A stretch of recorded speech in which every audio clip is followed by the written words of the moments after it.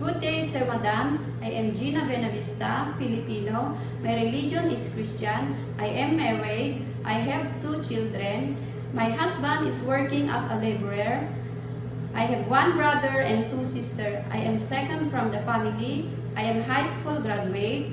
I have a 2 years experience working as a domestic helper here in the Philippines. My duties are cleaning the house, washing the clothes, ironing the clothes, gardening, car washing, and taking care of children. I also know how to cook Chinese Filipino dishes like chicken adobo, chicken tinola, and fried fish.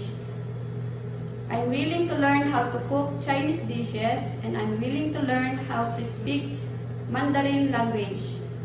I love taking care of children by give them food on time, taking them a bath every day, give them vitamins and medicines that prescribed by doctor, and I will love them as my own children.